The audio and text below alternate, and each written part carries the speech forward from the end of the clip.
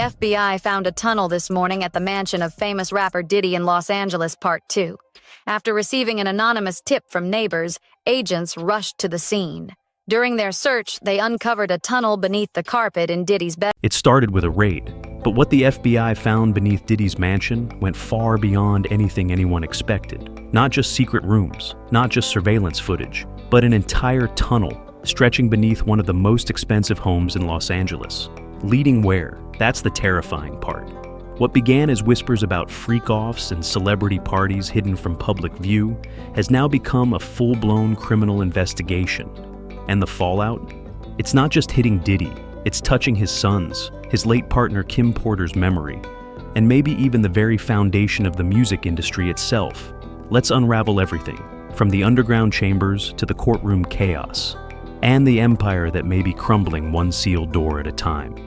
In early 2024, Homeland Security stormed Diddy's $40 million LA mansion. Cameras captured agents with rifles drawn, drones scanning rooms, and armored vehicles parked outside the gates. But then came the real shocker. Under the master bedroom carpet, agents discovered a tunnel, not some old basement or wine cellar, a freshly dug passage with wet dirt on the walls and garbage scattered across the floor. Deeper in, they found 6 locked rooms.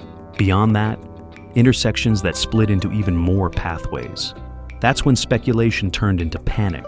Reports surfaced suggesting the tunnel might connect to the infamous Playboy Mansion, a place long associated with private celebrity parties and hidden activities. According to sources, underground blueprints from the 1970s showed a proposed network of tunnels designed to secretly transport stars like Jack Nicholson and Michael Jackson directly into the Playboy compound. The FBI reportedly confirmed that Diddy's son, Christian, was actually in one of these tunnels during the raid. Coincidence? Or confirmation?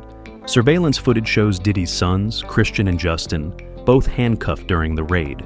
Christian is seen with his hands in the air, pressed to a wall. Minutes later, he's led down a hallway, his face unreadable. What was he doing in that tunnel? Even more disturbing, court filings now confirm that footage of Christian at one of Diddy's underground parties was presented during trial. These weren't just private gatherings, they were freakoffs. Parties described by insiders as drug-fueled, sexually charged, and tightly controlled. And yes, Christian was allegedly there. But it doesn't stop at being present. Christian is now facing his own lawsuit, accused of sexually assaulting a stewardess aboard one of Diddy's yachts after allegedly drugging her. The image of Diddy's son walking in his father's shadow just got a lot darker. If the accusations against Christian weren't bad enough, another name surfaced: Quincy. Diddy's adopted son, the biological child of Kim Porter, has been a part of the Combs family for years. But now, disturbing claims have emerged from former artists and insiders. One of them, rapper Freddie P., says he saw suspicious behavior between Diddy and Quincy, behavior that suggested grooming, manipulation, and control that extended way beyond parenting. "You kept him close," Freddie said in an interview, "not because he was your son, but because he knew your secrets." It's an accusation that's hard to process, but it fits a disturbing pattern, because Diddy wasn't just obsessed with control. Some say he blurred every boundary, even with his own family. In a resurfaced 2022 clip, Diddy is shown sitting with his mother, smoking a joint, calling her gorgeous, and even joking about her starring in a strip club. Then, on camera, he kisses her on the lips. You wouldn't believe it unless you saw it yourself. Some fans laughed it off, others weren't laughing. Combined with everything else, the tunnels, the parties, the freak-offs, this moment took on a new weight. Was this just eccentric behavior from a billionaire mogul? Or another example of a man with no boundaries, no shame, and too much power? The mother of 3 of Diddy's children, Kim Porter, passed away in 2018. Her death was tragic and sudden, and ever since, rumors have swirled about what she knew, what she kept quiet about, and what she may have written down. A former assistant, Mia, came forward during the trial. Her testimony was emotional and damning. She described a household ruled by fear. She claimed Diddy used manipulation and violence to control everyone in his orbit. Mia said she herself was assaulted repeatedly. Then came the bombshell. A man named Burgess claimed he had access to a memoir written by Kim Porter. Her sons, Christian and Quincy, denied it existed, but simultaneously sent cease and desist letters to stop its sale and claimed they own the rights if it does. So, does the diary exist? And if it does, what's in it? That question may haunt this case more than any other. Diddy's defense team has already asked for a mistrial, twice.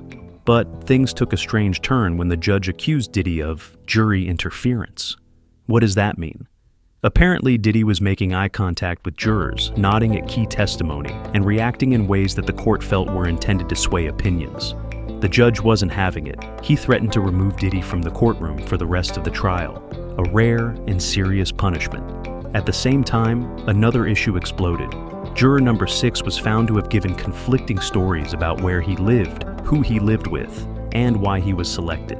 Some believe he was intentionally placed there to trigger a mistrial, a move that could allow Diddy to walk free on a technicality. His lawyers argued that the juror needed to stay for diversity. The prosecution said, he lied. He goes. Whose version will win out? This story gets stranger. Back in 2011 and again in 2012, Kid Cudi's home was targeted. First a break-in, then a literal firebombing. His Porsche exploded in his driveway. Cudi later testified that he believed Diddy was behind it after learning Cudi had dated Cassie. The FBI found fingerprints at the scene, but those prints were destroyed, accidentally. Let that sink in. In a federal investigation tied to a celebrity home explosion, evidence vanished, and when prosecutors brought this up in court, Diddy's team accused them of planting false ideas in the jury's head. They filed for mistrial, again. The judge denied it, but the damage may already be done. When agents raided Diddy's Miami mansion and hotel room, they found enough evidence to make a Hollywood horror film. Guns, drugs, restraints, ropes, platform heels, bottles of baby oil, Tesla logo pills, and perhaps most chilling, motivational messages written in lipstick across the bathroom mirror. This wasn't a luxury resort. It was a lair.